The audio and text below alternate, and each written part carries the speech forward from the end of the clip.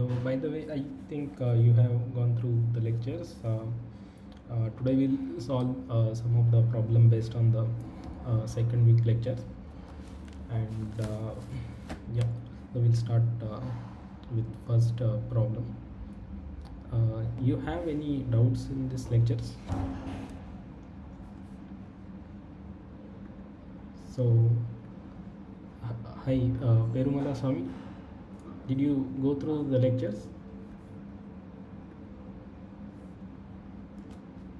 Can you hear me?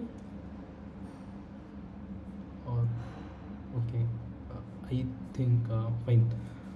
Um, okay, so this is the first question. So for a network of 3 nodes and 5 edges, okay, yeah, thanks.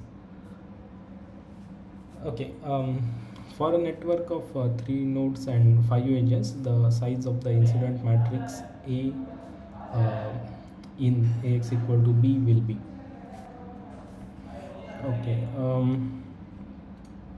okay, so it is asked that about the incident matrix, and given is that there are 3 nodes and 5 edges. So first of all, we'll see what is the incident matrix, and then we'll see the dimensions.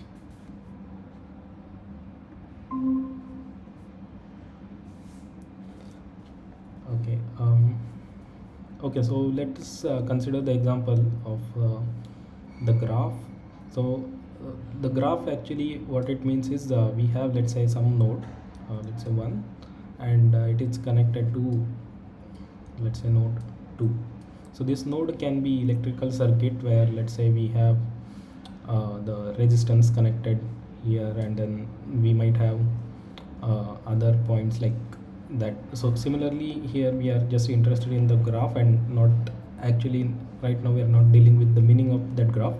But let's say we have the graph where you can just imagine that this is somewhat related to some physical thing where, let's say, current is flowing from 1 to 2 and there is resistance. So this is some so there are applications, but we'll just focus on the graph now. So this has 2 nodes, and let's say we have 3 nodes, third node, and then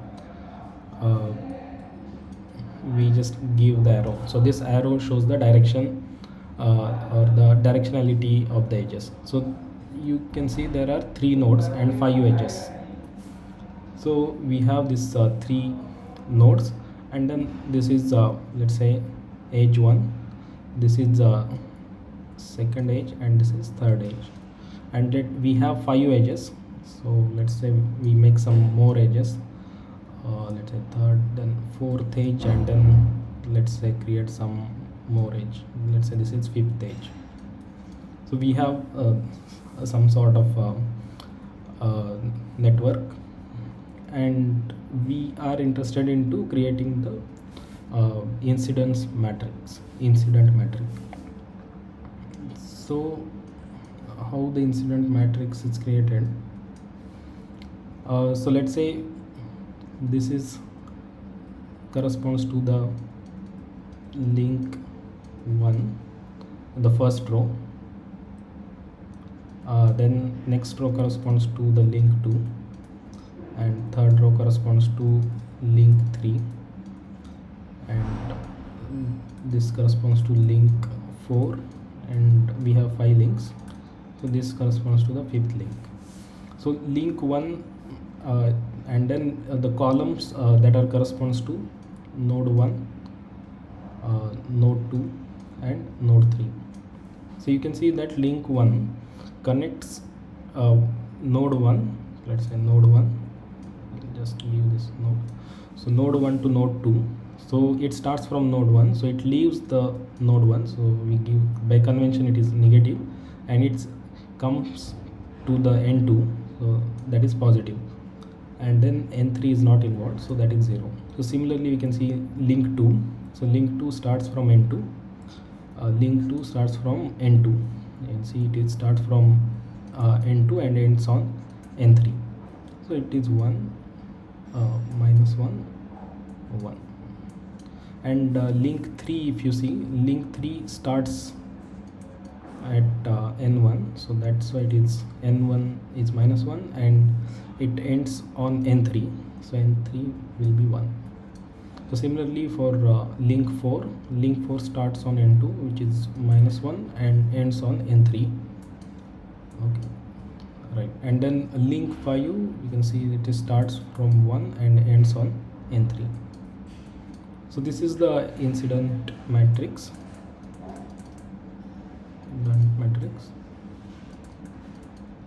And you can see it is 5 by 3. So this 5 corresponds to the links or edges, and then 3 corresponds to the nodes. So if we go back here, so you can see it is 5 by 3. So 5 corresponds to the edges and 3 corresponds to the node. So I think this is clear. Okay, fine.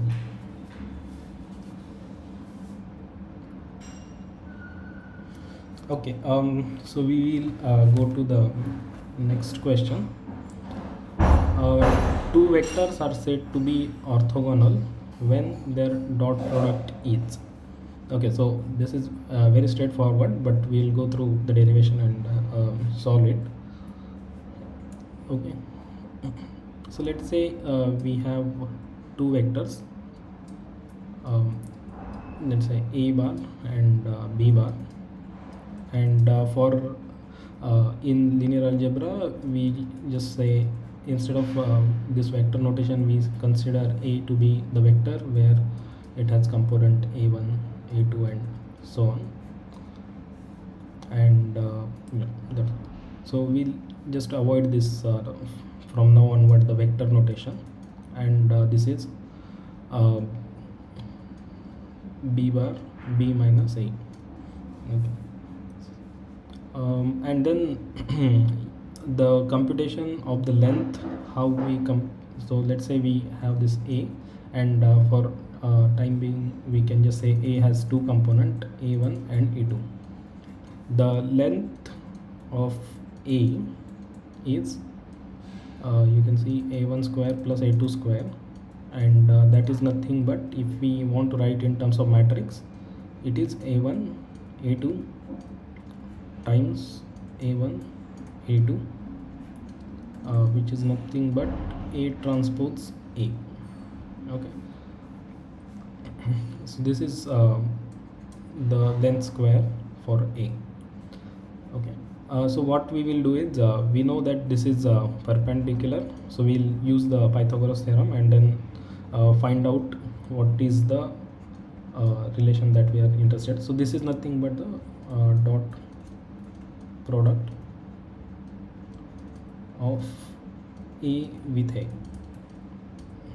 and if we are interested the dot product, so we generally write a bar dot b bar, but in linear algebra we will do this way, a transpose b. So this is the dot product. Okay, so the dot product is taken by just taking the transpose multiplication. So take the first vector transpose and multiply it to the second vector. Okay, so we have I will just redraw. We have this a b, and this is b minus a. So this is all our vectors. So so the by Pythagoras we have b minus a square is equal to mod, or the length of b square plus length of a square. Okay, so we saw that length of a square was nothing but a transpose a. So similarly we'll write for everyone individually, b minus a transpose b minus a is equal to b transpose b plus a transpose a, and if we expand this, we will get b transpose b minus B transpose A minus A transpose B minus plus A transpose A is equal to B transpose B plus A transpose A. Okay, so now we can see these terms are common on both sides. And one more thing is, if you see actual value, just go back here. Okay, so if you just make this part, so if you see the A transpose B, which will be, let's say, A1 A2 times B1 B2, so that will be A1 B1 plus A2 B2. And then B transpose A, even if we take, it will be B1 B2 and A1 A2, that will be A1 B1 plus A2 B2. So you can see that even by changing the order doesn't matter, so this both are equal. So that way we can write 2A transpose B is equal to 0. So that's, then we'll get A transpose B is 0. So that is nothing but the dot product of A and B is 0. So yeah, so the two vectors are said to be orthogonal when their dot product is 0. So this is the correct answer. So yeah, and then dot product gives the angle between, like, relates to the angle between the two vectors, and that you already know that A bar dot B bar gives the modulus of, or magnitude of A magnitude of B times cos theta. So if they are perpendicular, this will be 0, so dot product will be 0. Okay, so that's what this question was. Okay, so I think that was clear. We did some big derivation for that, but that's fine. So let's say we have the 3 by 3 matrix A that satisfies the determinant of Ti minus A is equal to T minus 2Q. Then the determinant of A is,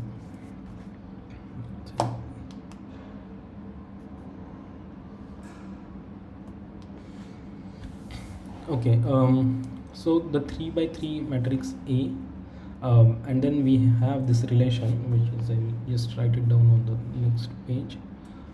Determinant of Ti minus A is equal to T minus 2 bracket Q.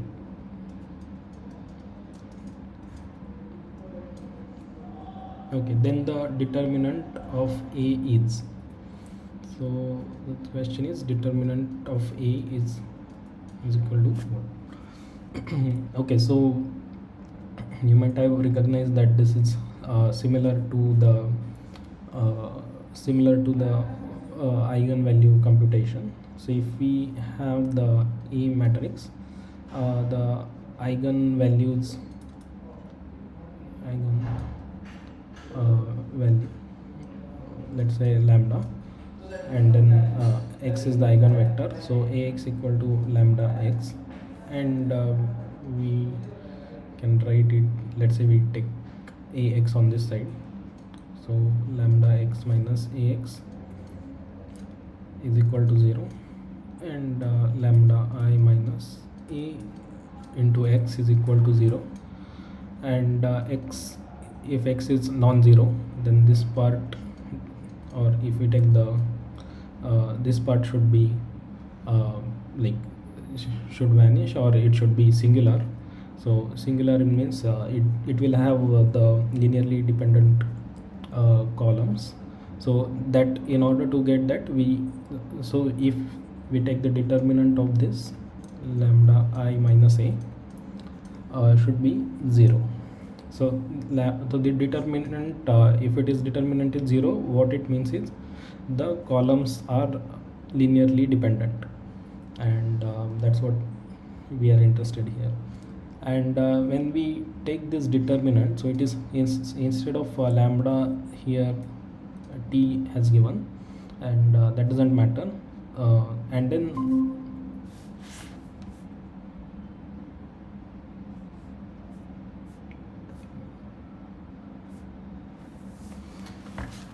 okay, so we have this determinant is equal to 0, and then what we will do is we'll just see for the 3 by 3 matrix. So let's say we have a11,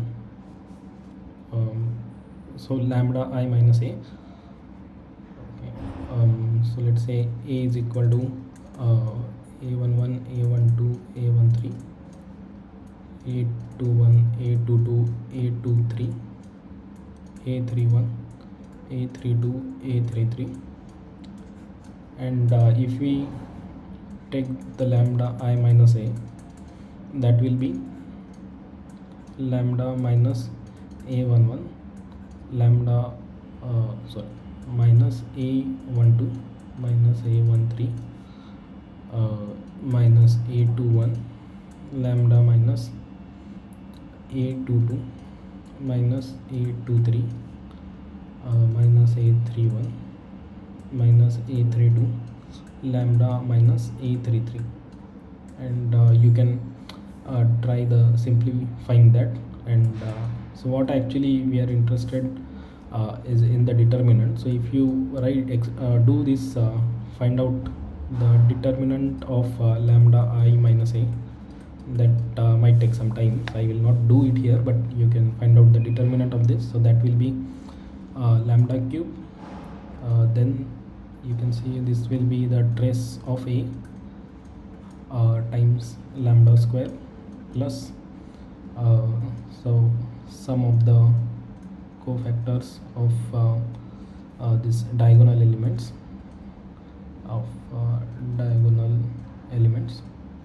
and lambda, and then again so sign is minus plus minus, and then at the end there will be the determinant of a.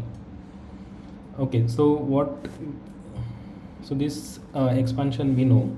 So what is given is the determinant expression is given. So if we expand this right hand side, we can see what is the constant term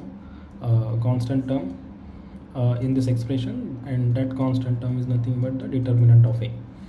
Okay, so that's why it is like we can find out the determinant. So we'll just expand this t minus 2 cube. So t minus 2 cube, and so I'll just write a plus b cube is nothing but a cube plus 3a square b plus 3ab square plus b cube. So similarly we can write it for this. So here t cube, and we have plus 3 t square minus 2 plus 3 t minus 2 square plus minus 2 cube, and we are interested in this last part, which is nothing but minus 8. And if you see here, this is nothing but the minus of the determinant. Okay, so minus of the determinant is nothing but minus 8, so our determinant is 8. Okay, so this is the answer. Determinant of a is 8.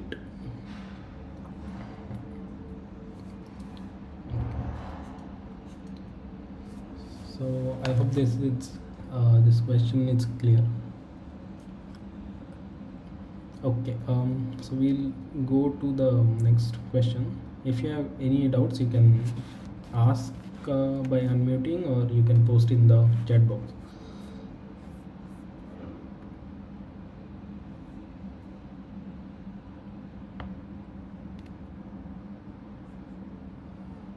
Okay, please explain the question 8.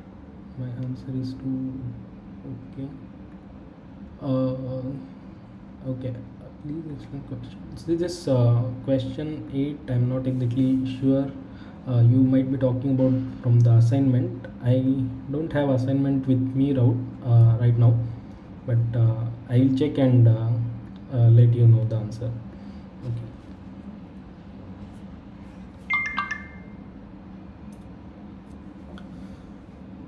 Okay, so P is a n by m matrix whose columns are linearly independent. Then the nullity of A is okay. So P is a n by m matrix whose columns are linearly independent. So you can see. So last time also we discussed that the number of independent dependent rows or column is equal to rank.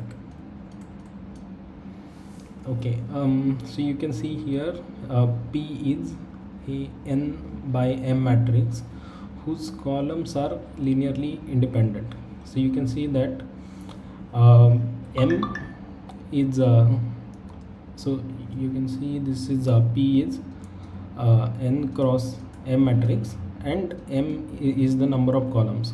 So you can see that rank is nothing but so for this case the rank of this is nothing but m. So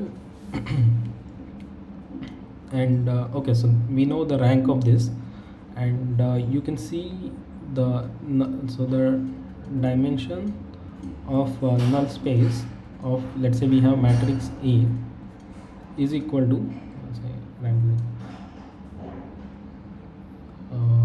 okay, m minus r. Okay, so this is the dimension of the null space. So null space of A has the dimension m minus r. So you can see that r tells about the number of rows or columns, and the dimension of null space is m minus r. So what it actually means, so we'll just solve this question directly and then I will explain this a bit in detail. So the nullity of A is what? So A have this m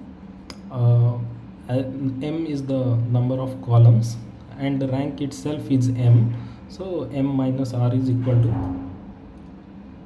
m minus m, which is 0. So you can see that there is the dimension of null space is 0, and then yeah, that's all. So there is actually no null space for this A matrix. Okay, or it is 0 dimensional, so it will have 0 0, and that as the vector.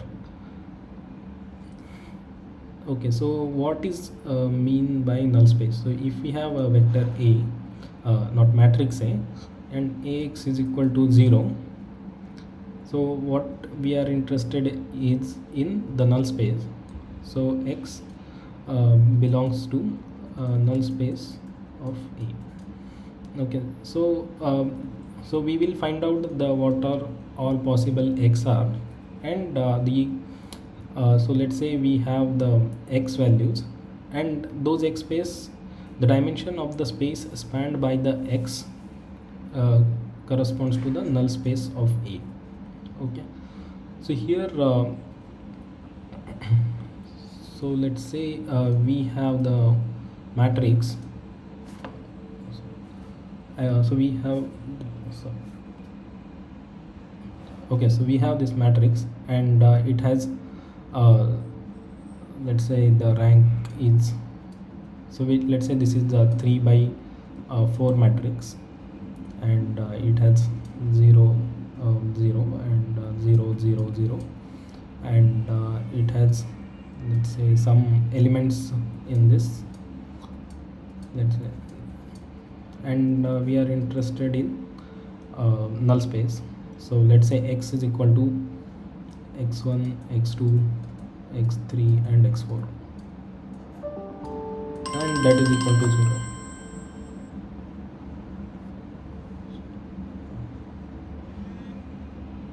Okay, so this x x is the vector x corresponds to the like x lies in the null space. So that's what we want to find out. So you can see here we have three equations, but then this third row is 0, so we are left with only two equations. So this is the very simple expression that I have considered. So if we do the multiplication, you can see that x1 plus x3 plus x4 is equal to 0. So this is actually we have obtained from after row operations. So I will just do this example now to give the explanation for this, but then I will solve one example in the last which will give more clarity on this. Okay, so the next expression that we have is x2 plus x3 plus x4 is equal to 0. So these elements which are along the diagonal, these are called as pivots. So this and this are the pivots, and this other, so you can see that the if you do the multiplication, this and this, they are corresponds to the pivot variables, and then this are the free variables, these two.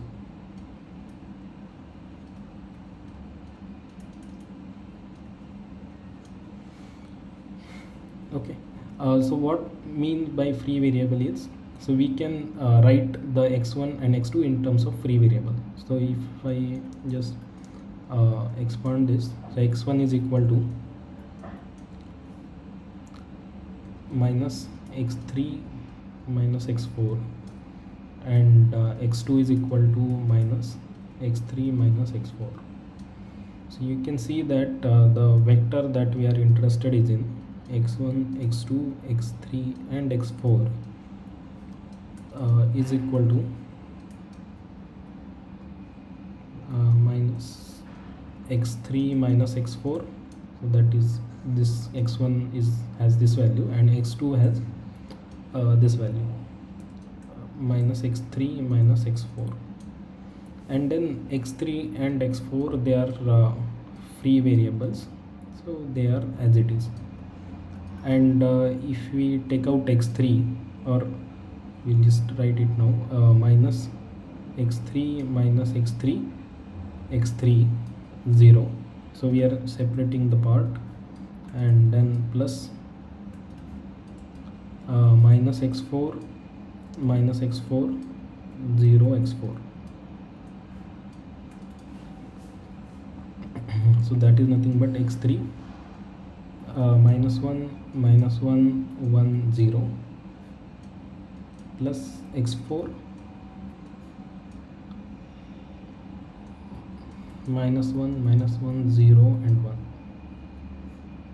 Okay, so what is the conclusion of all this that we done is, so you can see that so let's say this is matrix A.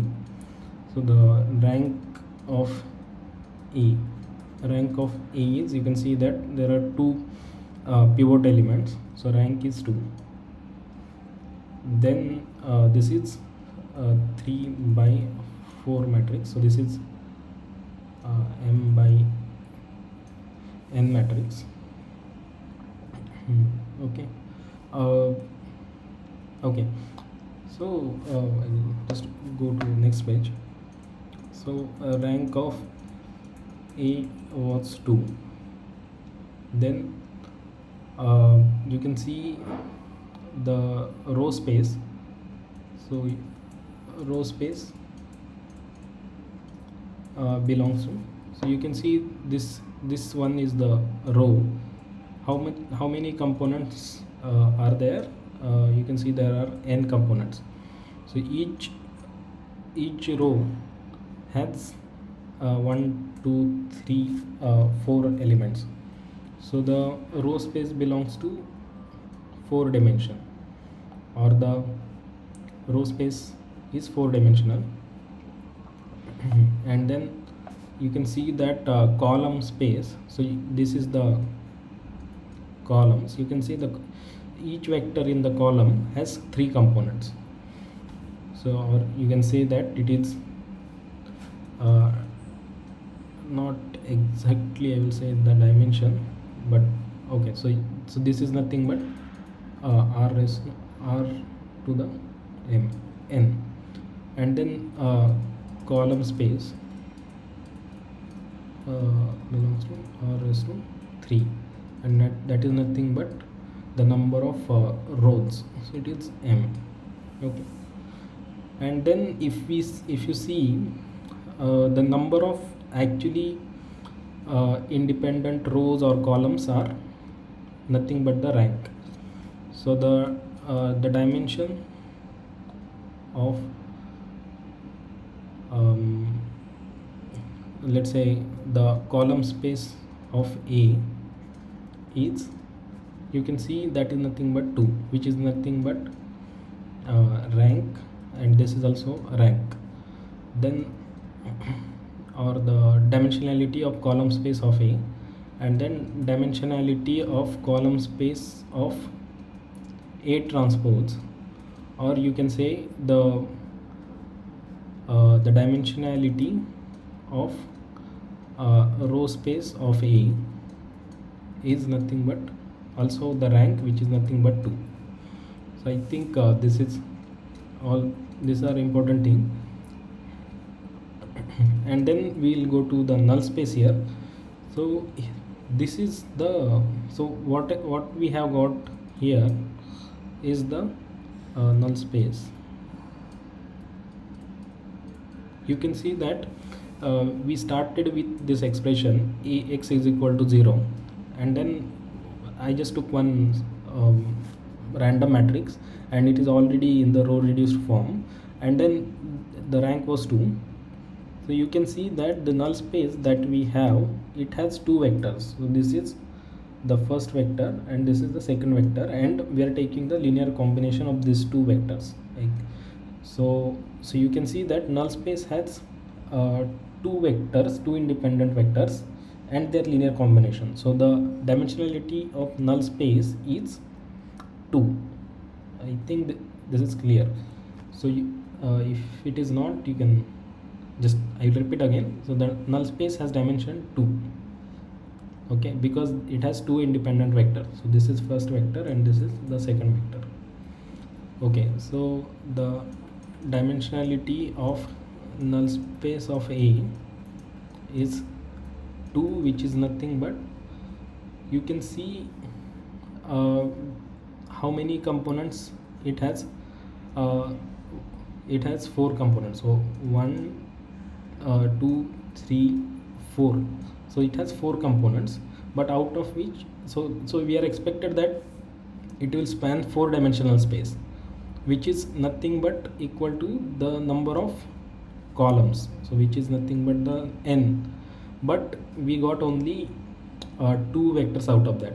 Why 2? Because we have some pivots and the remaining free variables has contributed.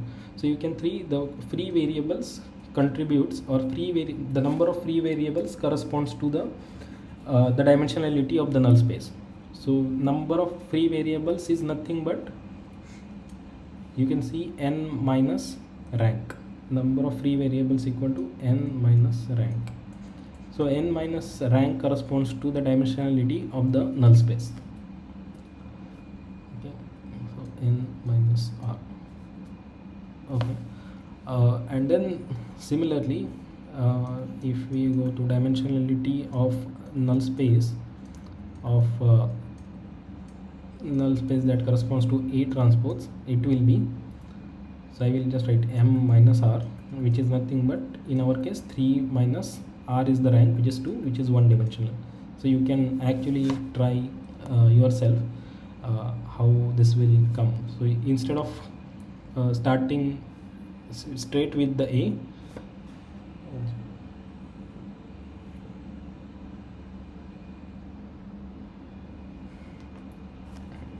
okay, so here instead of starting with A, you can start with A transpose, and then instead of starting with this x as a 4-dimensional vector, you can start with the 3-dimensional vector. because that time this will be the corresponding column if you start with A transpose. Okay, so I think this uh, whole picture is clear for you. I will take one more example if it is still not clear, but we'll just move to the next problem, and then or if you have question right now you can ask. Sir, about that equation, sir, which we took, x3 plus x2. This one? Yes, sir. Could you explain once again how did we get to that? Okay, yeah. So I will repeat it on the same, like on one clear slide. 1011.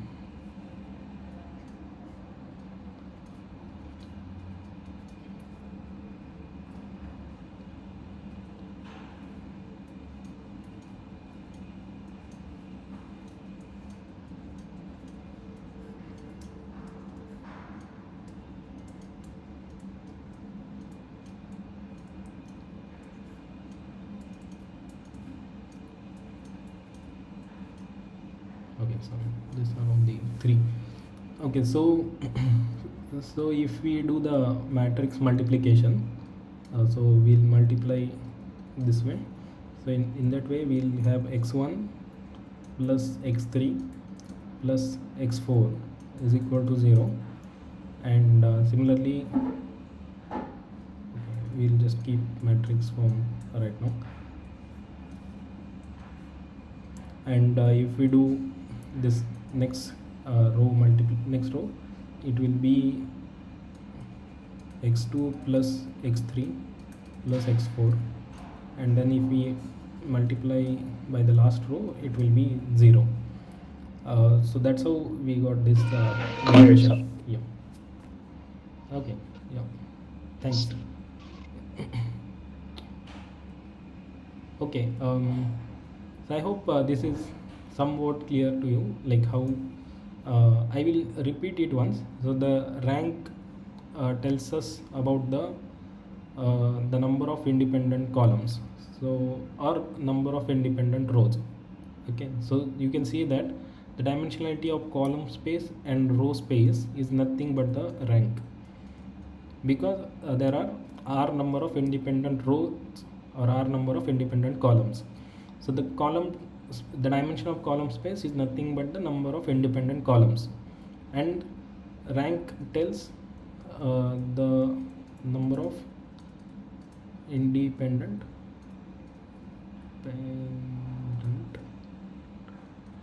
uh, column or row. So that so if there are r number of independent columns, so that the dimension of column space will be r. If there are r number of independent rows, the dimensionality of the row space is also r. That's how we got to this two expressions. Okay, so this is, and then the dimensionality of null space, this is nothing but the number of free variables.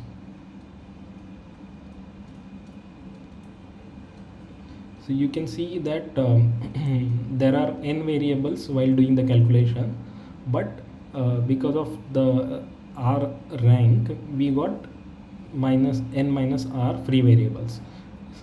So you can see that the dimensionality of the null space of A is n minus r, which is 2, and similarly while doing the transpose we'll have m variables, and because of rank we have to remove from the to get the number of free variables, we'll get one free variable only. So dimensionality of the null space of A transpose will be 1. Okay, I think this is clear. So we'll solve one more problem similar to that, this one, and hope things will be clear. Okay. Yep, so we'll see this problem. Consider a matrix M that satisfies m square is equal to m. Which of the following options are correct? Select all correct options. They may be more than one correct. Okay, so the first option is -1 is a possible eigenvalue for m, 0 is the possible eigenvalue for m, 1 is a possible eigen value for m, and then m must be invertible. Okay, so we will see that we have m square is equal to m. Okay, and you just recall that the determinant of let's say M matrix is nothing but the product of eigen values. Okay, so how, so I think you can go back to the characteristic equation, and then let's say for second order equation, or the let's say 2 by 2 matrix, for 2 by 2 matrix, if I just write it A lambda plus uh, B equal to 0, and then if we say this is the lambda 1 and then lambda minus lambda 2 equal to 0, you can see that lambda square minus lambda 1 plus lambda 2 times lambda plus lambda 1 lambda 2. Okay, so this, the last part, we already saw it is related to the determinant of the matrix. So you can see that the product of eigenvalues is related to the determinant of the product of the eigenvalue is related to the determinant. Okay, so what we will do is we'll take the determinant here. So determinant of m square is nothing but the determinant m, and yeah, so this will be m square and m.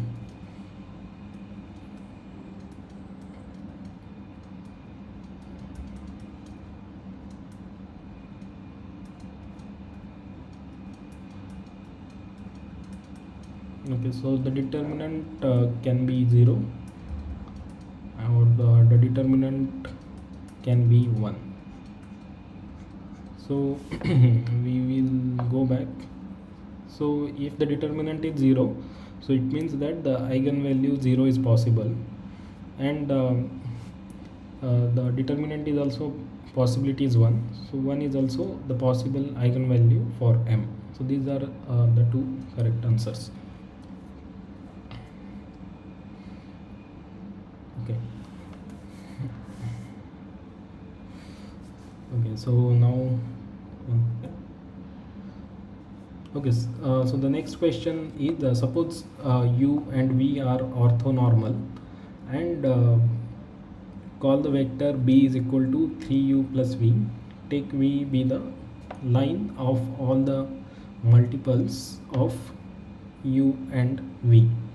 The orthogonal projection of b onto v is 2u plus 2v. Is it true or false? Okay, so first we can see that suppose u and v are orthonormal.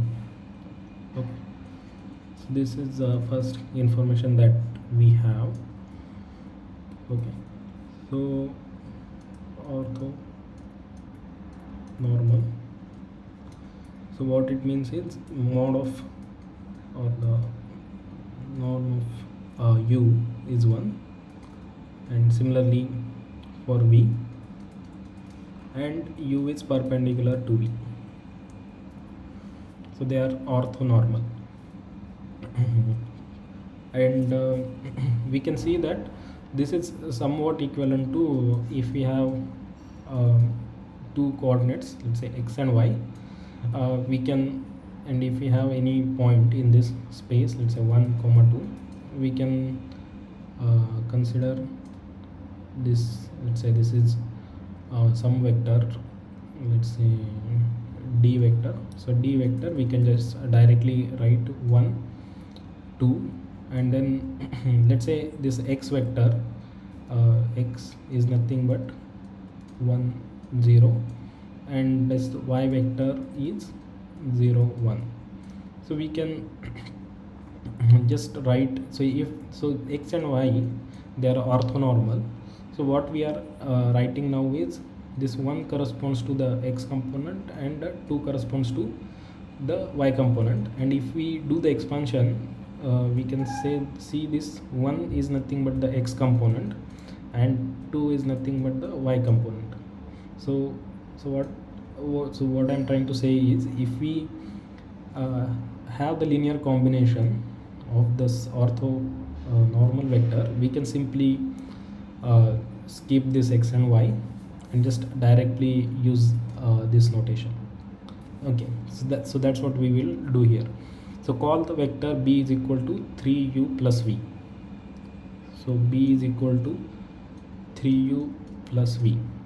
Okay, so here what we will do is, here we'll say u is our x-axis and v is our y-axis. So this we can simply write as 3 and 1.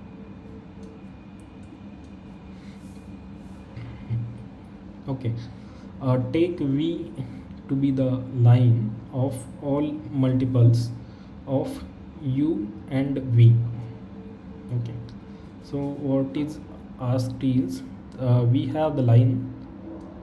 So let's say this line is nothing but u plus v. So if we have some vector u plus v, or we can say this is the point which corresponds to 1 comma 1, and if we take the multiples of that, so that will be, so the next point here will be 2 comma 2, 3 comma 3, and so on. There will be lot of points. So along this line is nothing but y is equal to x line. Okay, so this is the equation of this line, or you can say that u is equal to v line, so not in terms of y. So u is equal to v line because we are in uv. Okay, so this equation of line, if we are interested in, so it is nothing but some constant times u plus v, or even we can say constant times 1 comma 1. So this 1 is nothing but this coefficient. So this coefficient, so what we are saying is, this c into 1 comma 1 is the point on line.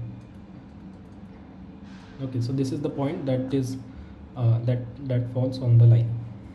Okay,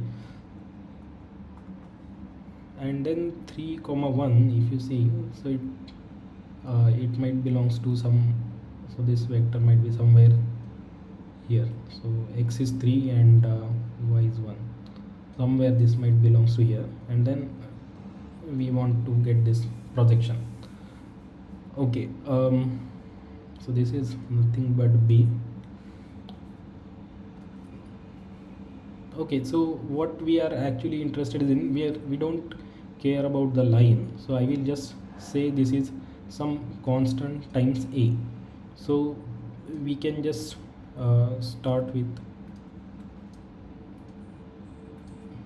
the, let's say, the vector a, which is 1 comma 1.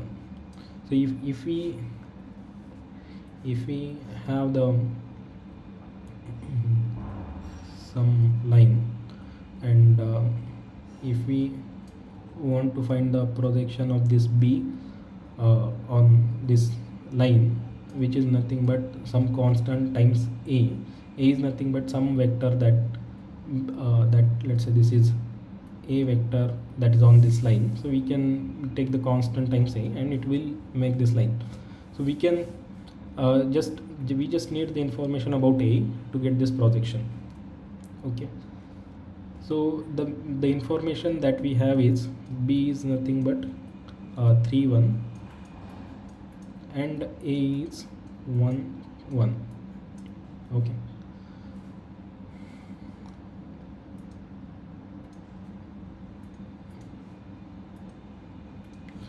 so let's say this is better to be on this side. This is e.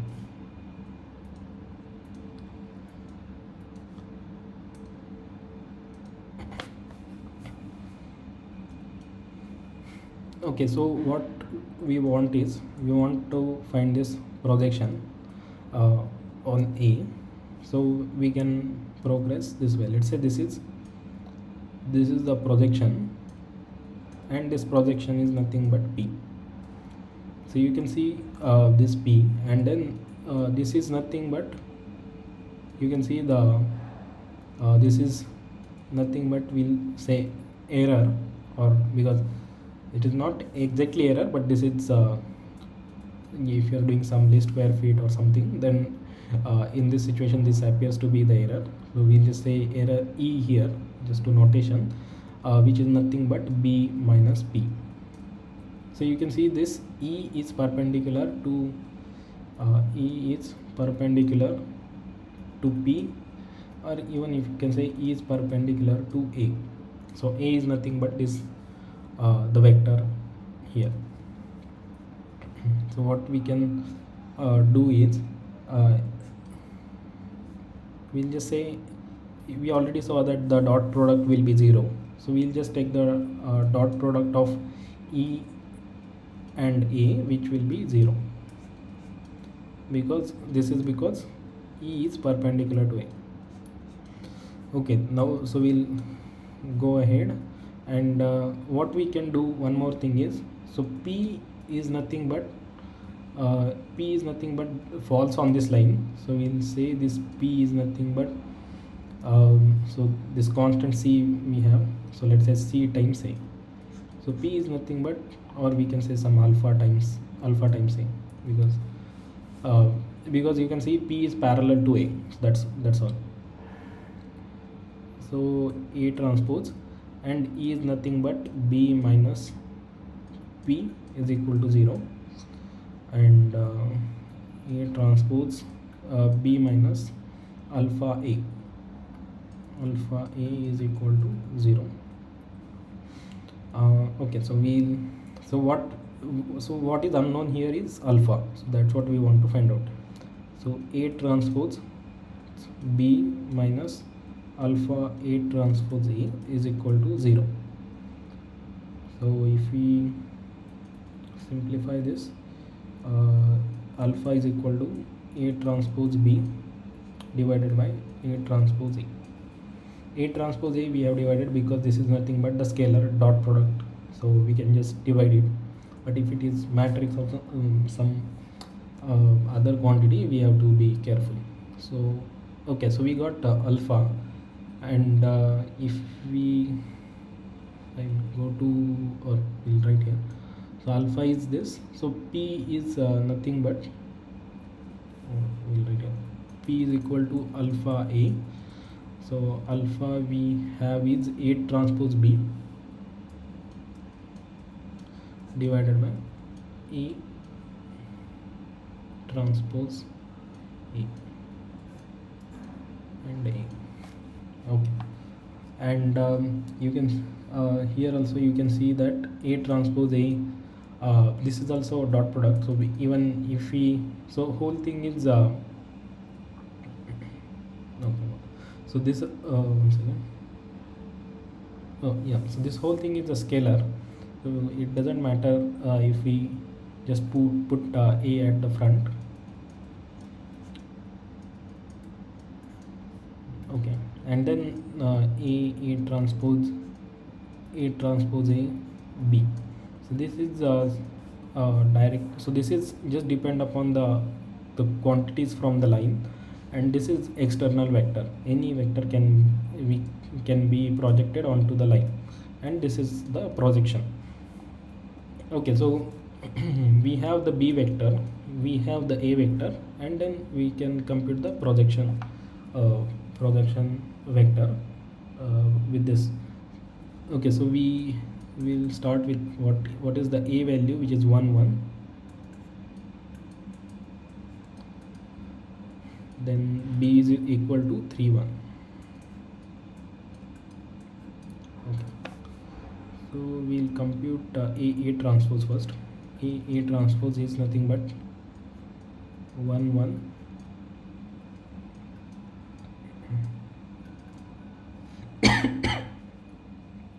it is not required that you use this equation, you can directly use this equation also.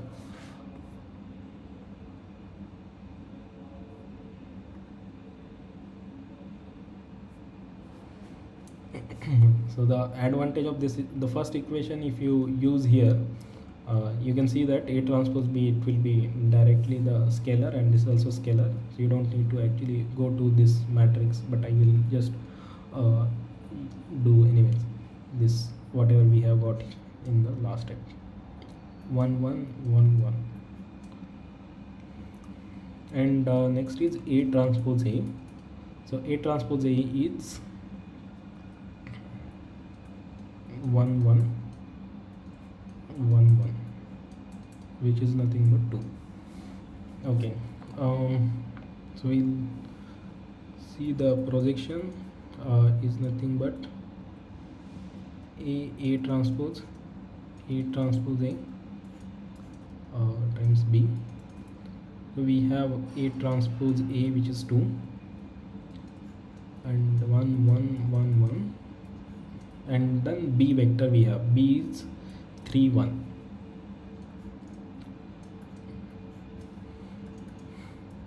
Okay, so if we do this, 3 plus 1 is 4, and again 4, and that is nothing but 2 2. Okay, so this first 2 corresponds to the U, so it is 2U, and then next component corresponds to V, so 2V. So this is the projection. Okay, I hope this process is clear. Okay, so even if you can skip this whole derivation part and directly use this relation or this relation, but it is better if you practice this, because there is not much big derivation, just you should use this normal, like if they are normal, the dot product will be 0, so that is simple equation. Okay, so this what we answer we have is the same they have given, this is true. Okay, I hope this is clear. Sir, could you have a quick run over on the first to last for this one, sir? Yeah. Okay, so so what we have is U and V are orthonormal. Okay, so this orthonormality, how we have used it, so we say U and V are like orthonormal, so they are like equivalent to X and Y coordinate, and in XY coordinate, how we write the vector, let's say we have 1 2 as the 1 point, we will just write that as a vector, but indirectly what we mean is 1 is corresponds to the X component and 2 corresponds to the Y component. So X is nothing but the 1 0, and Y is nothing but 0 1. So this D we are writing as 1 into X and 2 into Y. So that's how we write this in the XY coordinate. So similarly, what we have is, now we have, instead of XY we have UV coordinate. So in UV coordinate we have the vector B, and U and V are equivalent to X and Y coordinate. So instead of saying 3 and this as component 1, so we can simply write this as 3 and 1. And similarly, we have the line, which is nothing but the parallel to, you can see the line which is given is UV, so it has, so the vector which is parallel to this line is 1 comma 1. So this is, or you can say this is the parallel vector to the line. So what we want is, we want to project this B on A. So I hope this is clear now. So I just did some small derivation, like how projection is done. So the projection is done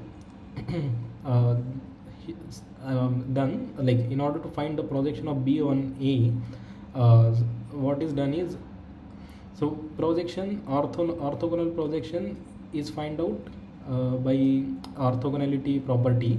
So what is so let's say this is P is the projection that we are interested in, and if we take the difference between b and p, that is nothing but the error. You can see that this is normal. So e is normal to this line, and okay, so this e is normal to the line or e is normal to the vector. Okay, so e is normal to the line. So just A transpose A is 0. So error is nothing but b minus p. B is nothing but the vector that we want to project, and p is nothing but the projection. So b minus projection is normal to the line. So that's what we mean by this equation. And so what is projection? Projection is along the line. So the projection must be some scalar times alpha. So that's how the points on the line is defined. So any scalar multiple time a will be the will be along the line. So p, we just say some alpha times a. So that's how we said A transpose, and E is nothing but the error, which is b minus p, is equal to 0. And now this p is along the line, so we replaced it by alpha a, which is the parallel vector to a on the same line. And then we just did the simplification and then found out the alpha. Alpha is nothing but some constant. And then we substituted this into this expression p. So p is equal to alpha times a, and then this we got this some expression, and then we did some rearrangement, and in A transpose A, all these are scalar, so alpha itself is a scalar, so it doesn't matter if we put A at the first. So we just took A at the first, and then we took all the terms which are related to A in this bracket and kept B separate.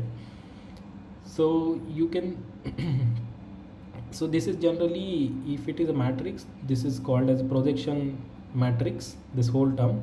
But this is currently for the vector we have written. So for matrix it cannot come into denominator, that inverse will come. But that is, you can do the derivation later. But we got this equation, and then we just did like the substituted this a and b value, and then got the projection. So after substituting this a and b value into this expression, so we got 2 and 2. So 2 is nothing but the component that corresponds to u, and this next 2 corresponds to the v component. So we took wrote the p is equal to 2u plus 2v. Okay, I think it's clear. Now it's clear, sir. Yeah. Sir, what about that one half of it, sir? Like we multiplied 1 by 2 to the matrices, sir. Yeah. How did that come? That is A transpose A. 1 upon 8. This is A transpose A is there right here. So okay, sir, got it. A transpose A is 2. Yeah. Understood, sir. Yeah. Okay. Okay. Yeah. So we'll go to the next question. The eigenvalues of a skew symmetric matrix are. Okay, so there are multiple options: negative, real, absolute value of 1, purely imaginary, or 0. Okay, so we'll see first what is skew symmetric matrix, and then we'll try to find out like what are the eigenvalues for that. Okay, so let's say we have the A matrix.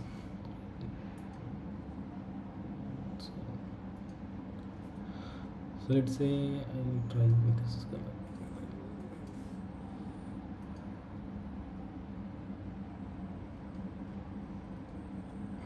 Okay, so let's say A is a matrix which is skew symmetric. So what skew symmetric means is, if we take the transpose, it will be minus A. Okay, so this is skew symmetric. For the symmetric, A transpose will be A. Okay.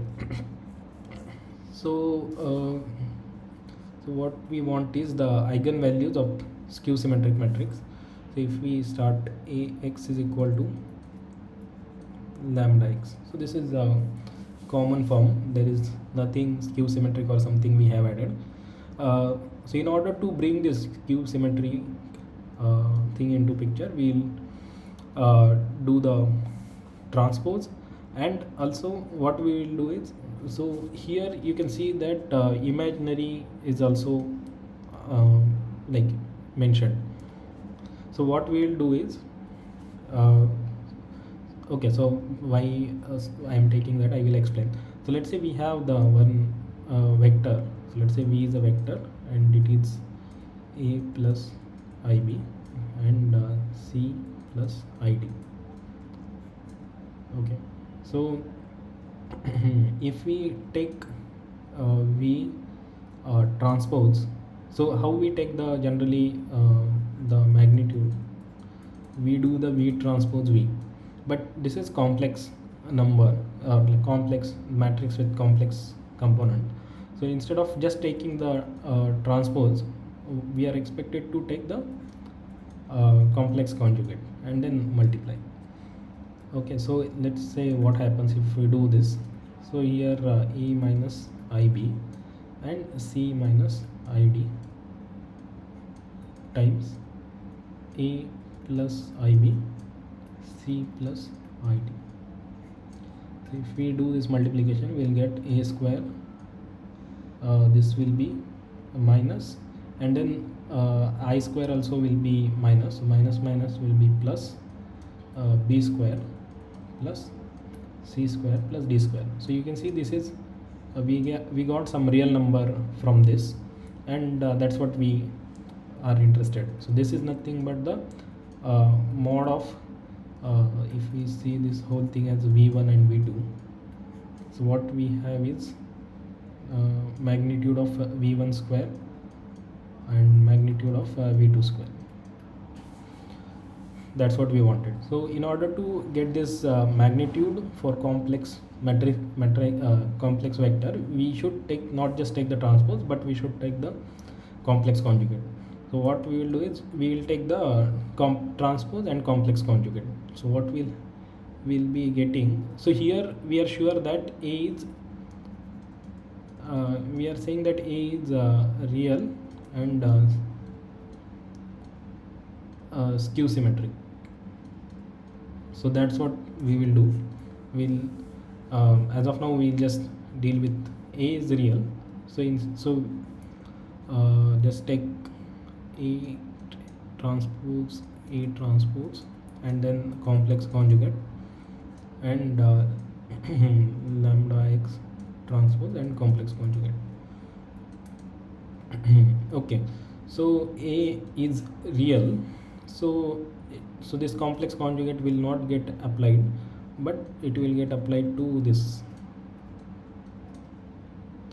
and this will be as it is. And then we don't know about lambda, so we will keep this complex conjugate on lambda, and x also we are not sure, so we'll just keep this transpose here. Okay, so a transpose is nothing but minus of a. So if we substitute this minus a here, minus x transpose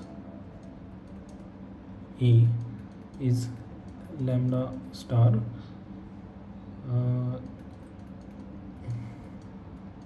okay. So what we will do now, we'll multiply both equations like on the right side by x. So x star e x is equal to lambda star x star transpose x. So you can see that this term is nothing but equivalent to this term, which is real. So lambda star, this is magnitude of x square, and this term will be lambda x minus x star transpose.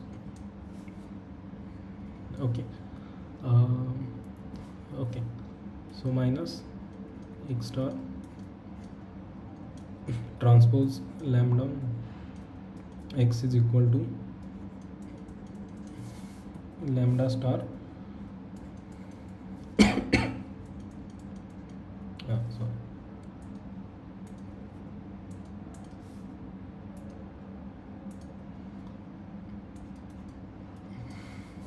Okay. So you can see that lambda is constant, so we can take this out and then multiply this uh, transpose x lambda star, and this is nothing but mod or magnitude of x lambda star x square minus lambda. So this term will get cancelled, and lambda star is equal to minus lambda. So what it means is, if you take the complex conjugate, it's nothing but the minus lambda. So if you have a plus ib, and so this is some complex number z, so z star is equal to a minus ib. So you can see that the only the sign of imaginary part will change if we take the complex conjugate. So what it means is, if we are taking this complex conjugate and we are getting the negative number, so it must be only imaginary number. So lambda must be imaginary, or if even lambda is equal to 0, the same this thing will be satisfied, or 0. Okay. So that's how so that's what we have got. So if the matrix A is skew symmetric,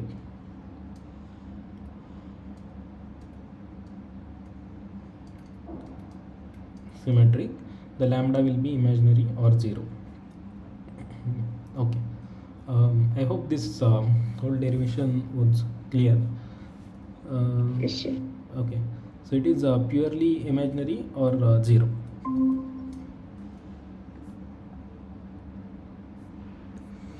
Okay, so this is the correct answer.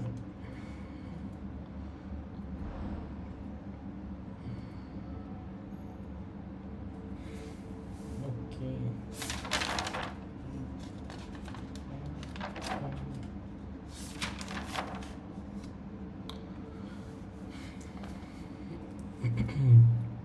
Okay, so the rank of A is 7 by 5u. So let's say the A matrix is 7 by 5u. Okay, so the rank is 5, and then that of B, which is 5 by 7, is 3. So the rank of A is 5, and rank of B is 3. Then the rank of AB is okay. So what we'll do is we'll write this product, and then we'll see what happens.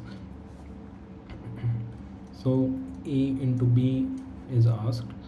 So what we have is, so this is first column, then we have second column, and how many are there? A is 7 by 5. So A is 7 by 5, and B is 5 by 7. So A have 5 columns: 2, 3, 4, and 5. And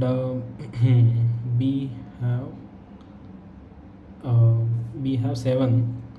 So B1, B2, B3, B4, B5, and B6, B7. Okay, so it is a big matrix, and if we do this multiplication, so what we will get is, first column will be A matrix times B1, the second column will be A times B2. This is first column. So if you see this multiplication, AB will be 7 by 7. So this is the first column, this is second, and AB2, AB3, and AB3, B4, AB5, 5 AB 6 AB 7. So these are all the columns that we have, and you can see that if we see the rank of B is 3, what it means is there are three columns which are independent.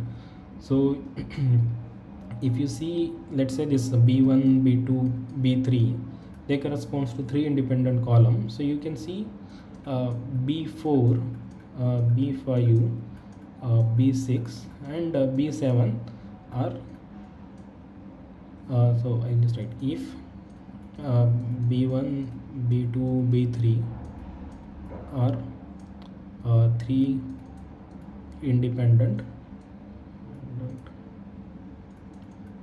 column. Okay, so if B1 B2 B3 are three independent columns, because the rank of B is 3, which is already given to us. So if rank is 3, so B1 B2 B3, we assume that they are three independent columns. So other remaining columns, which are 4, can be are nothing but the linear combination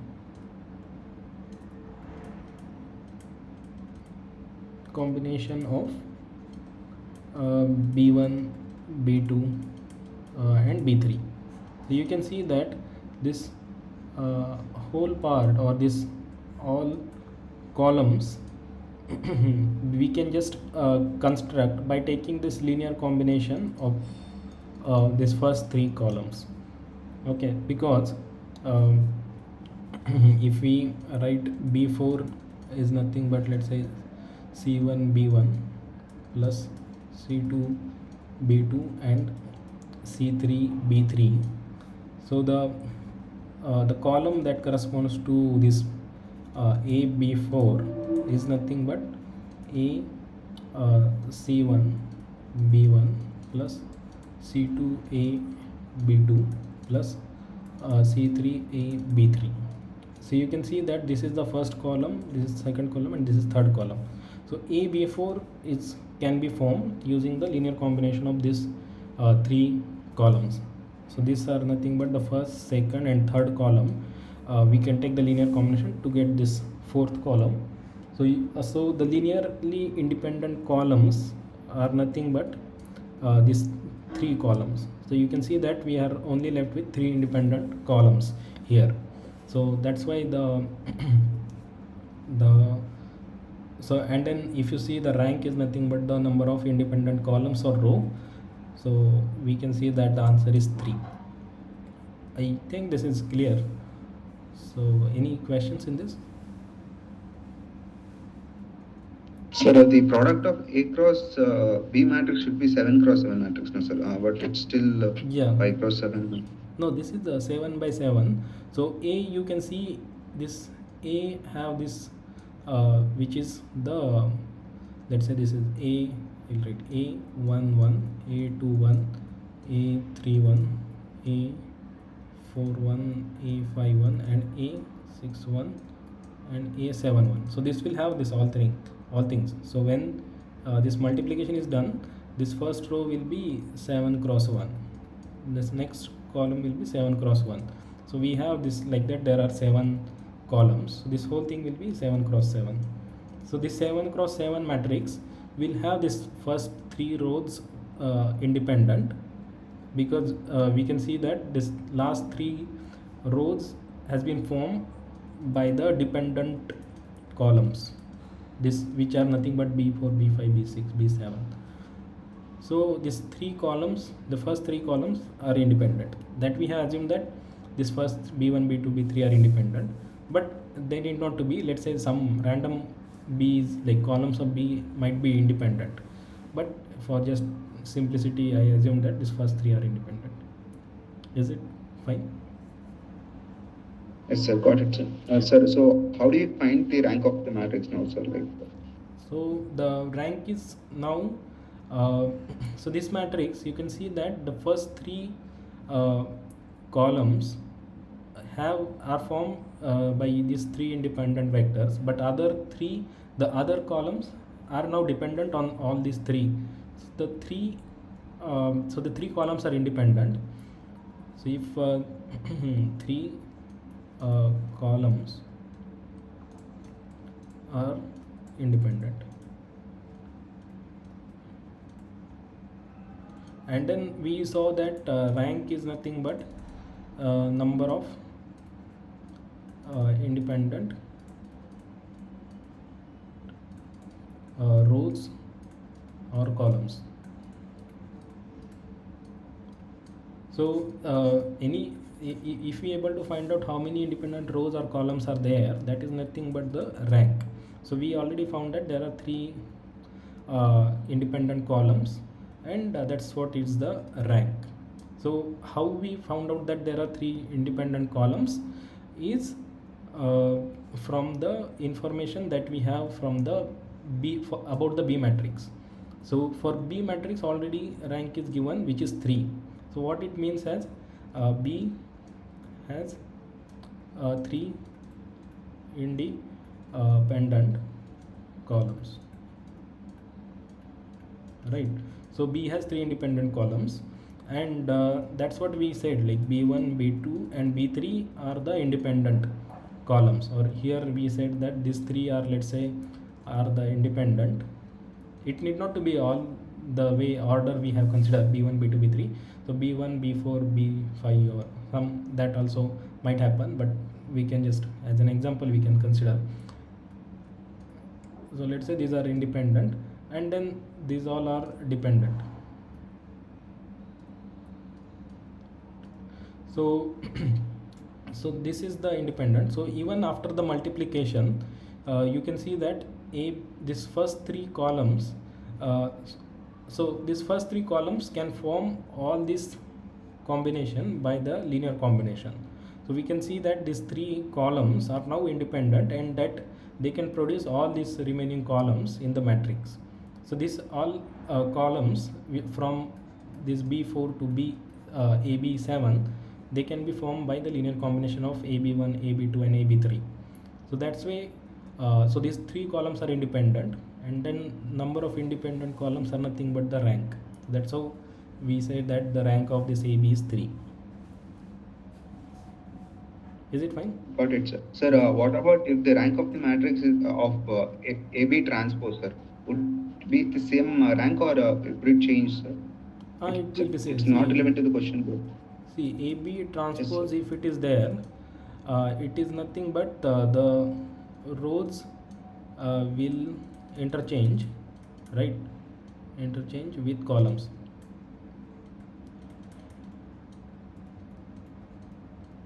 So if they change, the rank is same, rank doesn't change. So rank of A gives the independent let's say it gives the independent columns, and so let's say we'll say independent columns, and if we take the rank of A transpose, it now the rows has changed to the column, so we can say this gives the independent it columns, but now columns have changed to rows, so we'll just say rows in A. So this transpose doesn't change the rank. So we will write the rank of A is equal to rank of A transpose.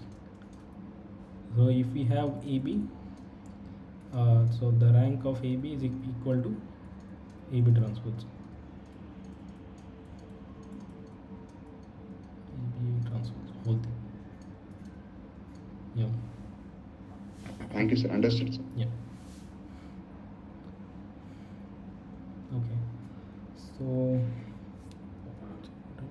Okay.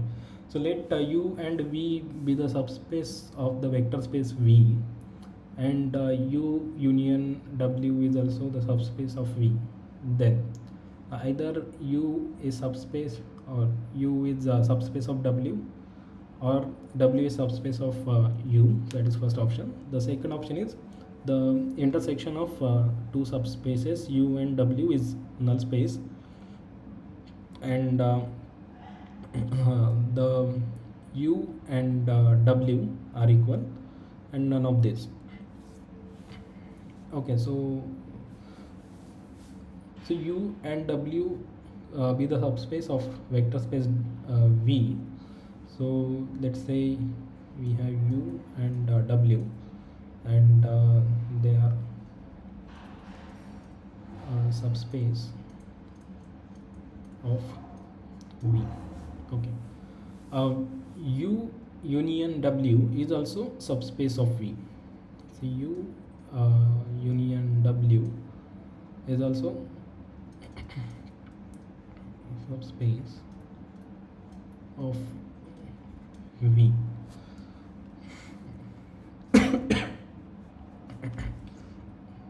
Okay, so first what we'll do is we'll take some example and then try to see how this union and all these things are related, and then we come back to the problem. So what we want is, like, we'll take two subspaces and then we'll take their union and we'll see whether that is subspace or not.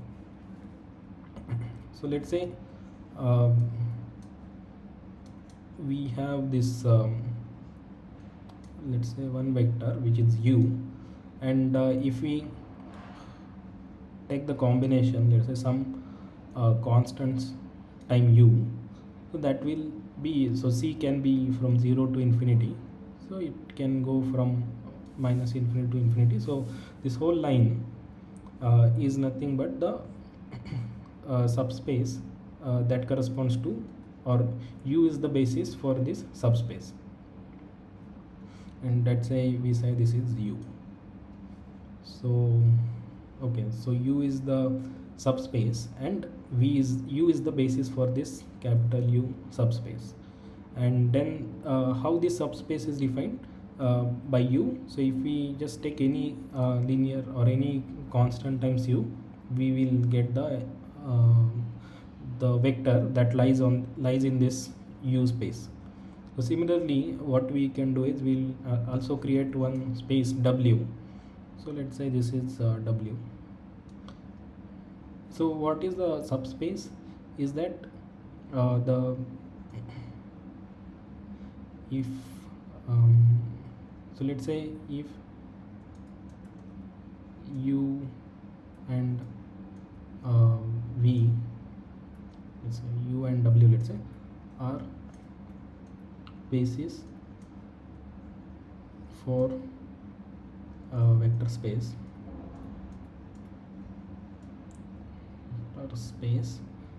then their linear combination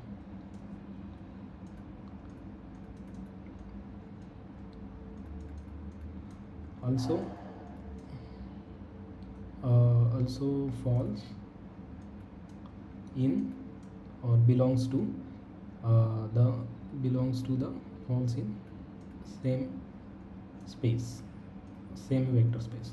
So you can see that let's say this some constant time u plus c d times w, if this also falls in the same space, then only let's say this if you are the basis for vector space let's say v, then their linear combination also will fall in v.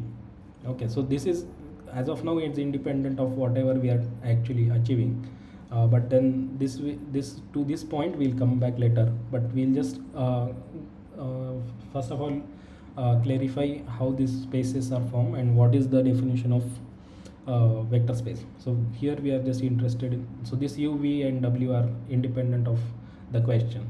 So u, v are the basis for, let's say, vector space v, then their linear combination also falls in the same space. So this also lies in the vector space. Then only we'll say that u, v forms the like u, v spans the space, spans the vector space, or they are the basis for vector space v. Okay, so so let's say I will redraw this. So let's say we have only one vector u. So what all linear combinations we can take with u is some constant time u. So if we take this combination, because there is no other vector, so that it is absent, so this only combination possible is cu, and you can see that it will span the whole line. So that is the vector space with the basis u. Now if we take sorry, just no need to be normal, so can be any direction. So let's say this is v vector, and what all linear combination we can take is c times v. So all these linear combinations will form this line, and this line is again then will be the vector space. Okay, so if we say u union v, so you can see that the vector space formed by u is nothing but this line. So I will say capital U, and this is the,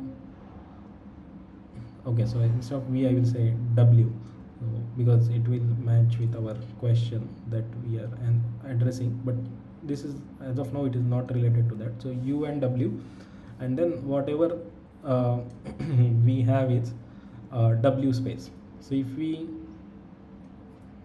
I will rewrite it better. Okay,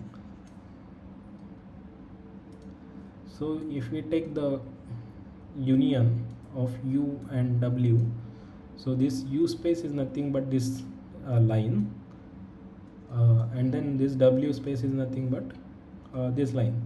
So if we take the linear combination with this, so a times u plus uh, let's say a times, and then this is b times w, and b times w. So what will happen is it will form some vector which will be like this, au plus bw. So if this is the case, you can see that it doesn't fall, does not fall on u or w, right? It doesn't fall on u or w, so it is not lying on u intersection v. So this is outside, so this is nothing but the outside of u union w, right? So if the linear combination does not lie in this u union b, so this must not be the, this is not the vector space, right?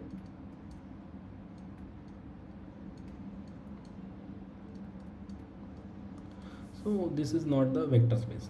Okay, so what all other things we can just try now. So we'll try the union, which will be the actual vector space. So let's say we have this whole 2D space as our vector space. So how this 2D space can be, let's say we have this x axis and we have this y axis. These two axes are the basis for our this 2D vector space. So x is nothing but x vector is 1 0, and then y basis is 0 1. So these are the two basis vectors for this vector space, and we'll say u is the vector space, and then if we take any combination ax plus by, so that can form any vector in this space, so a comma b, right? So you can see that this all linear combinations will fall in this 2D space. So u is the vector space, and then it is two-dimensional vector space. Okay, now what we will do is we will take another space where, let's say, w is equal to so this is small w, let's say is let's say some vector which is like this. So this is let's say x is 5 and y is 1. So w is like this vector, and then the w the this w will span the space where we'll take some constant time this w, and this will be, you can see that if we do that, it will make this line. So this line is the vector space, which is 1D line, which is 1D. Okay, so now you can see that we have one vector space u, which is two dimensional. We have one vector space w, which is one dimensional. Now if we take the vector space u union w, what will happen?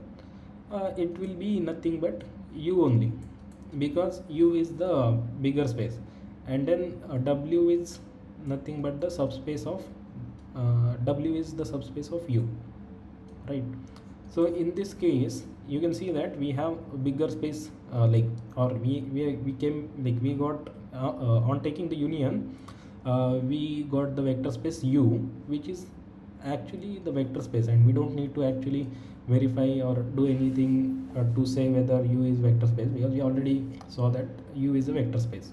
So when w is subspace, like w is like the vector subspace of u, so w, you can see w is nothing but the subspace of another vector space, which is u, then their union also is the vector space.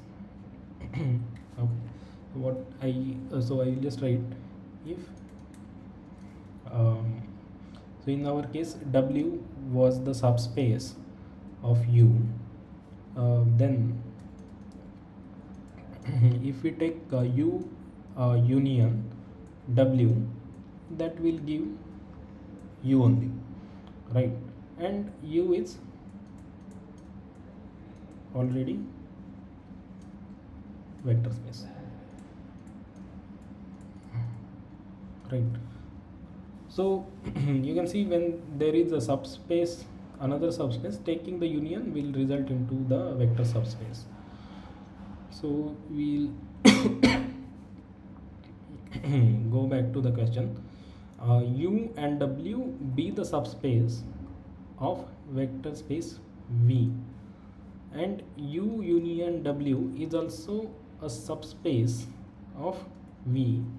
Then so you can see that U and V should be subspace, like, see U union W is also subspace.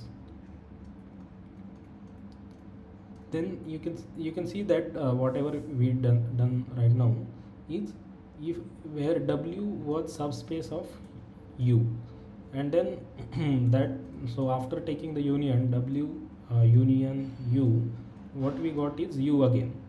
So you can see that if we do this, then only we were able to get the like, if we are taking the union, then while taking the union, if they are not the so this relation, if it does not hold, then their linear combination will fall somewhere else. So that's what was happening in this case. So in this case you can see that u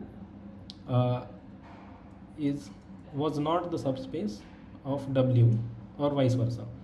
W was not the subspace of u. So when we take the linear combination, so that was falling outside of this space, like outside of u as well as outside of w. So if this doesn't hold, then their union, then union does not for vector space, right? So in order to form the vector space, there should be subspace, like this subset relation or subspace relation should be followed.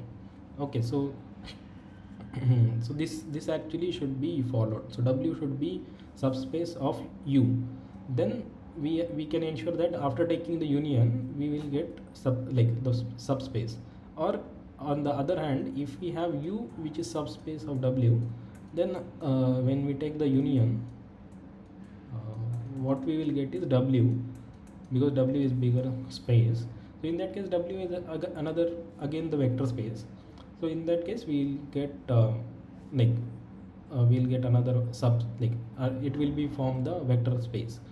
And what we are interested in, subspace is nothing but the vector space only. Subspace is nothing but the vector space. It follows all the rules that are required for the vector space, but it is nothing but the part of some bigger space, which is bigger space is given by V, or you can see here V. Okay, so subspace is also the vector space, but it is the part of, or the like part of this bigger V, which is also another vector space. Okay, so you can see that this either we need, so in order to be union to be the subspace, this relation should be followed, this subspace relation. And if this subspace is followed, then their union will result in two bigger ones. So if this U union W holds, so their union will result in two W. And if W is the subspace of U, then the union will result into U, and both are finally the vector space only. So this is the correct answer. Is that clear? Yes, sir. Okay. Yeah, I think yeah, we are about to, we'll take it. Okay, I think I have all these questions. I will just solve one more question, and then we will stop this session. So this is I will just write one question and then try to explain the linear space and all this. So let's say we have some matrix A, and then it has the component, let's say 1 3 3 2 2 6 9 7 -1 -3 3 and 4. Okay, so let's say we have this matrix, and what we want is to find the null space. Okay, so what we want is we want to find x equal to 0 and x is equal to what. So that's what we want, that corresponds to the null space.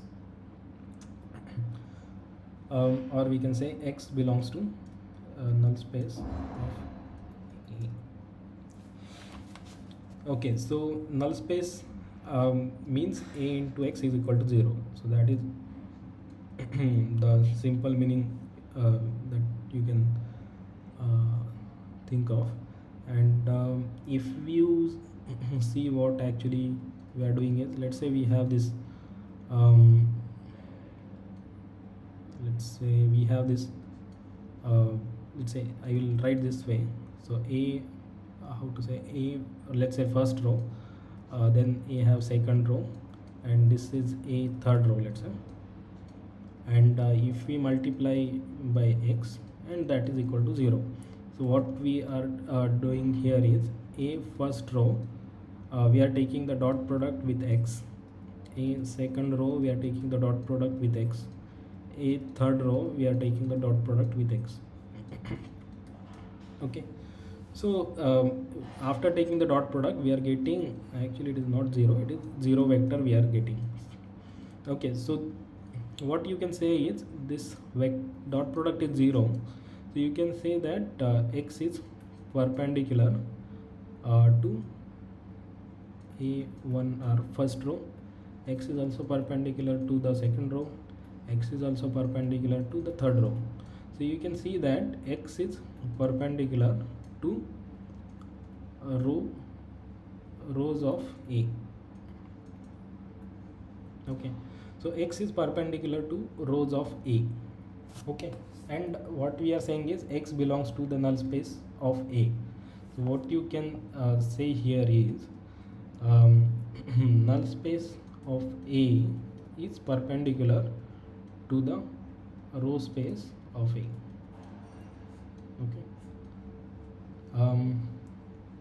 row or row space. Okay, the row space will be formed by the linear combination of rows, and null space is or the vector x is perpendicular to the rows of A.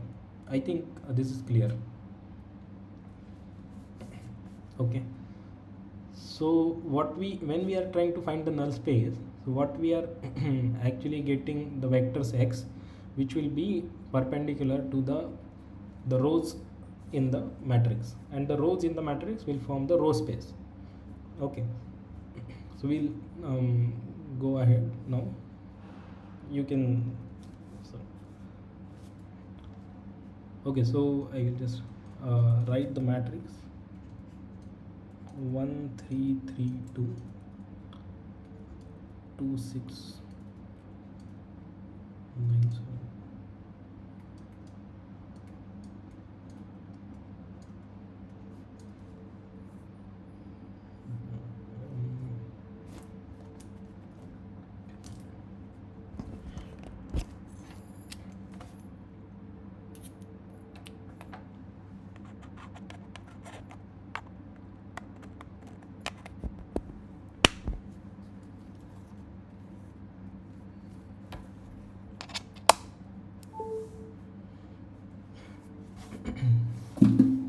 Okay, so what we are interested in, this ax is equal to 0. That's what we want. So what we can do is we can start the doing the row operations and then see what we get. So let's say what the x we want is nothing but u, v, w, and let's say y.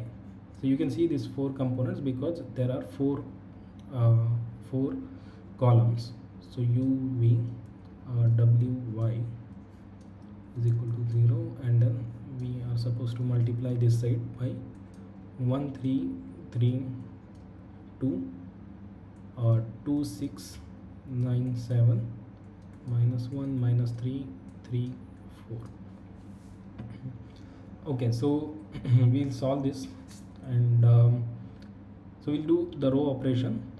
So to make this element 0, what we can do is row 2 minus 2 row 1, and to make this element 0, we'll do row 3 plus row 1. Okay, so if we do that, the first row will be as it is.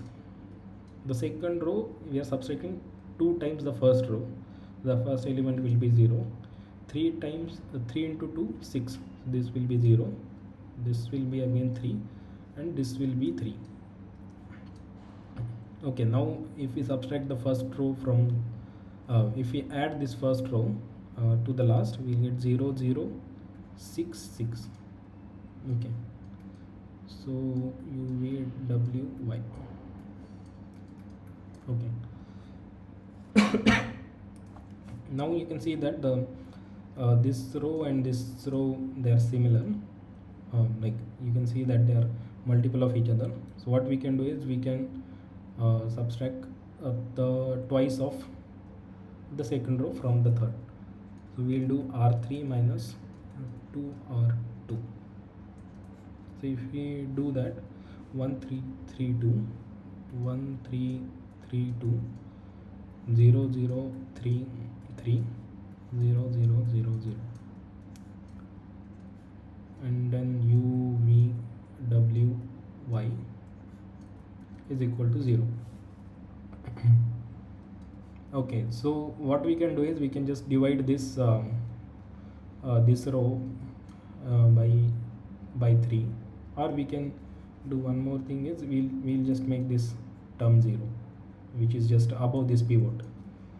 So we have this and this as pivot. So this is pivot, and this is pivot, another pivot.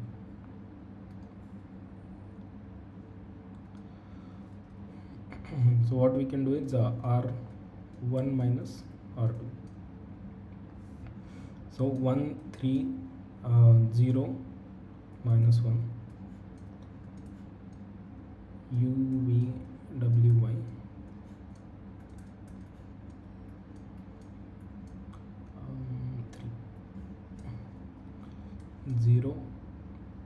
0 3 3 0 0 0 0. Okay, so you can see these are the pivot elements, and so the corresponding entries will be u and w. So u and w, uh, or you can say corresponds to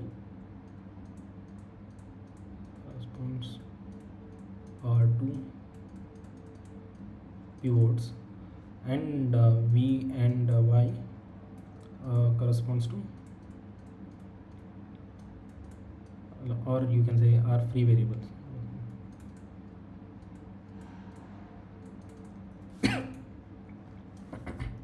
So so what we have is, we have this first equation we'll get and second equation we'll get. So u plus 3v minus y is equal to 0. This is first equation, and then the second equation will be 3w plus 3y equal to 0. Okay, so u plus 3v minus y equal to 0, and 3w plus 3y, 3w plus 3y equal to 0 is the second equation. And then what we have is, v and u and w are the like the corresponds to the pivot elements. So what we will do is, u and w we will write in terms of free variables. So u is equal to minus 3v plus y, and w is equal to minus y. Okay, so so this is our x vector, and which is nothing but the which spans the null space. So x is the vector which has the component u, v, w, y. Okay, and u we have from here, which is minus 3v plus y. V is free variable, so we will write as it is. W is minus y and y. Okay, so if we do this separation, or like v is v, and then the minus 3 1 0 0 plus y times 1 0 minus 1 1. Okay, so you can see that this x spans the null space which has dimension equal to 2. Okay, so why it has 2 dimension? Because you can see these are the two separate vectors, and they are independent. You can see that no combination of first will give that one, the second vector, that but then these two independent vectors and their linear combination will span the 2-dimensional space. Okay, so that we have. So how it is related, like all things are related, we'll see here. We got this row reduced form. So you can see that it has 2 pivots. Okay, or I will just start here. So what we have is, we have this A matrix, and what we want is, we want to find the null space for this A matrix.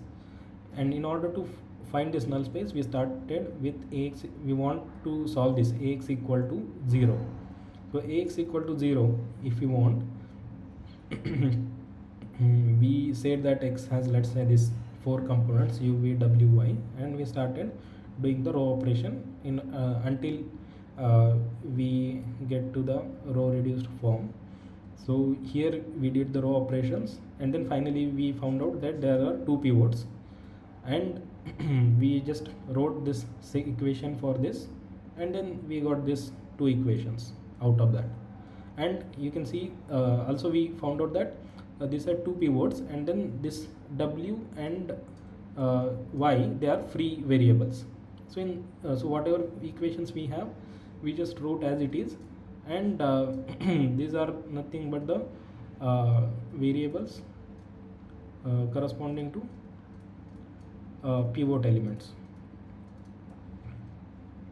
right? So these are the variables corresponding to pivot element that we wrote in terms of v and y, which are free variables, right? So after writing this way, finally we wrote the again full form for the like x in the it's like x, we have this all components, and then we wrote each components in terms of the free variable, and then we got this. So here we have two free variables, so the dimension of the x, or the space that will be spanned by x, was two dimensional. Okay. So okay, just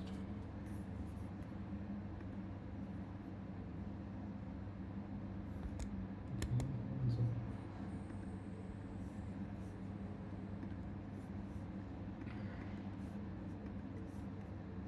we'll end it in some 2 more minutes. Okay. um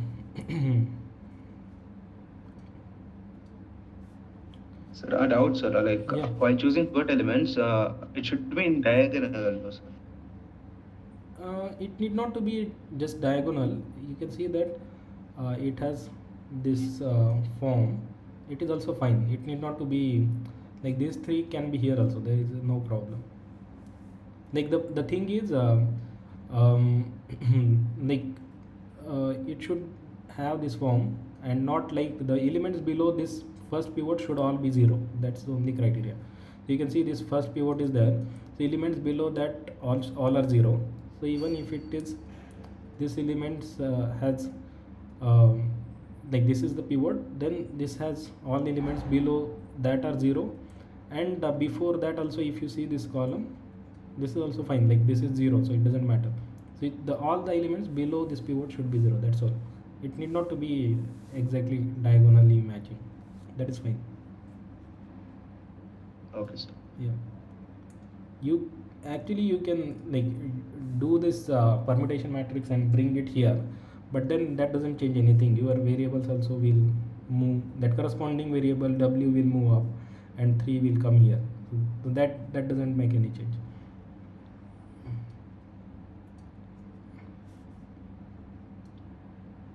Correct, sir. Yeah. So okay, so we have this x, which is the combination of these two vectors, and their linear combination gives the x. So x spans the null space. Okay, so we will write whole thing what we have done till now. So the rank of a is 2, and first of all is m by n. M is m is 3, and n is 4. Okay, so this was 3 by 4 matrix. Okay, and you can say rank is 2. So I will just write here for what is the meaning of rank is the number of independent rows or columns. Okay, so rank is this one. So directly we can say the dimension of column space of A is what, because dimension is nothing but how many independent columns, or I'll write independent columns. 2 itself, sir. Yes, so that is nothing but 2. So if I say this is R, this is also R, and then dimension of column space of A transpose is also, so this is nothing but the now the column space is nothing but the row space. So we can say independent rows in A, or similarly we can say independent columns in A transpose. So this A transpose, the both things are same. So independent rows is nothing but R. So here also it will be R, which is 2. So this automatically comes from the rank. So we don't need to like do anything after getting the rank till now. Now we can see the dimension of the null space of A is equal to, so we already found out the null space which has dimension 2. So how we got 2? You can see that there are these two free variables were there. So two free variables gives the two dimensional space, and that's why we got the two dimensional uh, null space. So the null space of A dimension is equal to number of free variables, and how many number of free variables we have. So you can see when doing this calculation we took this four components in this x vector. So why we took x as four components? Because this matrix what we are considering, it has four columns. So these uh, four columns, because of four columns we took four components, and we found that there are two pivot elements, or the rank was 2. So the remaining elements, the number of the remaining variables was correspond to free variables.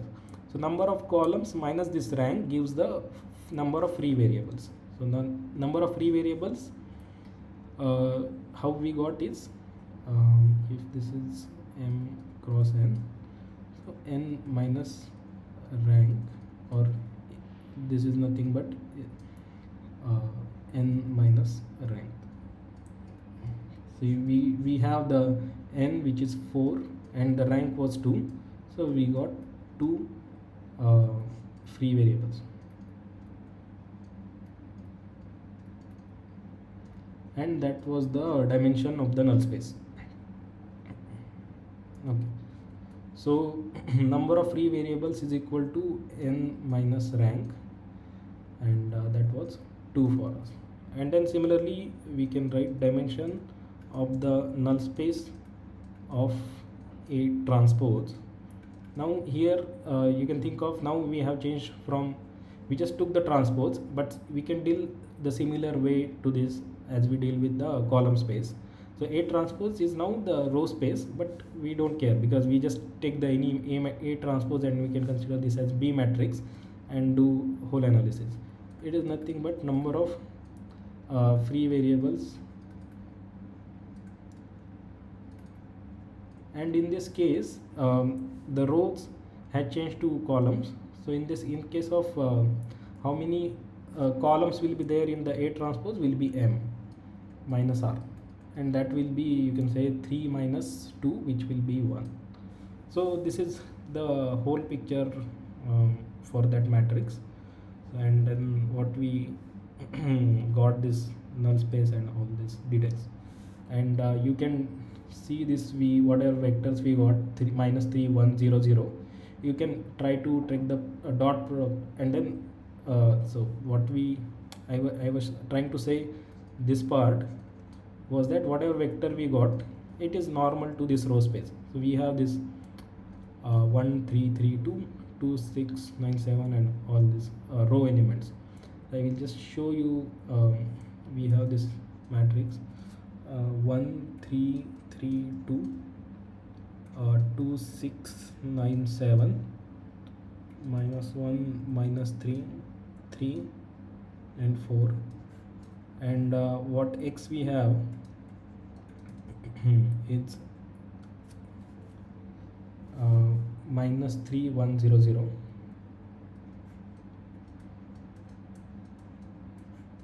and y 1 0 minus 1 1.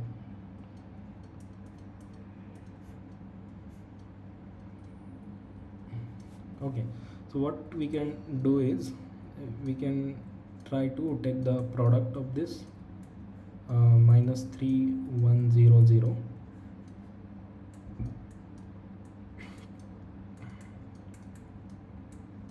and you can see that minus 3 times this the whole thing will be 0 0 0.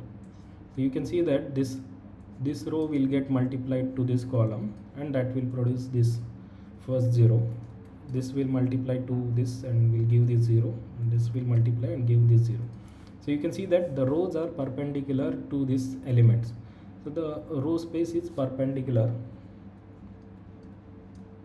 row space is perpendicular to null space of A, and you can say column space is perpendicular to null space of A transpose.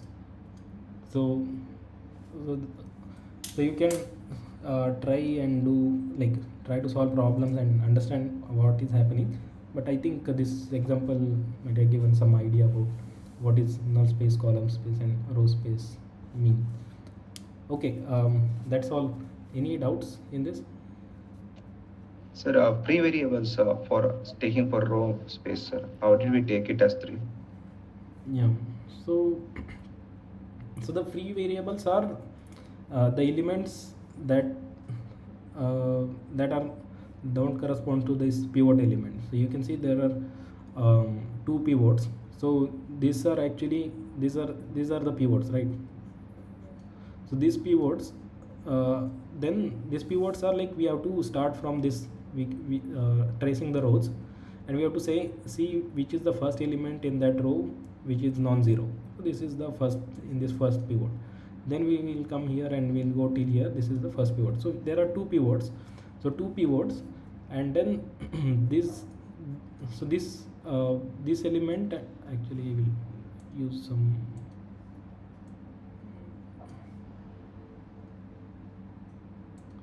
Okay, so this whole column, and this whole column, there is no pivot element in this, and they corresponds to this v and y. So those are the free variables, right? So if you actually write the equation, so this 3, so 1 into u 3 into v, 3 into w, and 2 into y. That's how we write, right? So 3 into v will come, right? So 3 is the coefficient of v and 2 is the coefficient of y. So those are the, so v and y are the free variables that don't, so they the elements which are not pivots, or the column which doesn't have the pivots, those columns, the number of those columns is the number of free variables. Got Sir, it? I guess like I mistaken the question. Sir, I was asking like for finding the dimension of null matrix of A transpose, sir. That time we take the free variables, like number of rows of free variables m and minus r, no, sir. That Yes. free variable that I was asking that, sir. Like we took Okay. it 3 that time. Right, So right. what was it actually? How Right. did we take it? Okay. So in that case, the rank will not change. So let's say we will still have the same rank. So if we take the transpose, if we take the A transpose, in that situation we will have this 1 2 minus 1, 3 6 minus 3, 3 9 3, 2 7 4. The matrix will be like this, and then we have to start with, let's say, u v w. So we will start with this, and we got the rank of A is equal to rank of A transpose is equal to, we already have the rank, which is 2. So in that case, let's say, so you can try out, do the row reduction and then find out how it will look. But then at the end, let's say you might get this, some of this, out of these 3 variables, some of the will be free variable. So in that case, at least you will get one free variable here, free variable,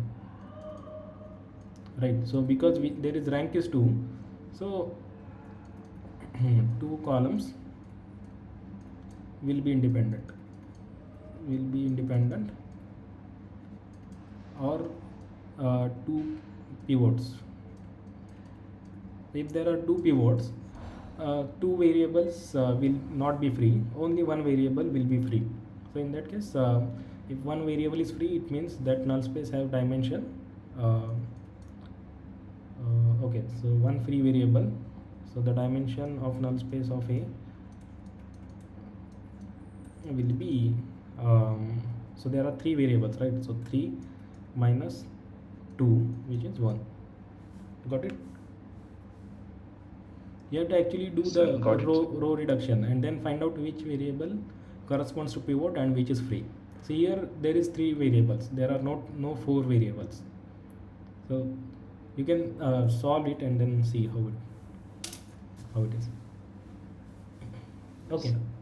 Any other question?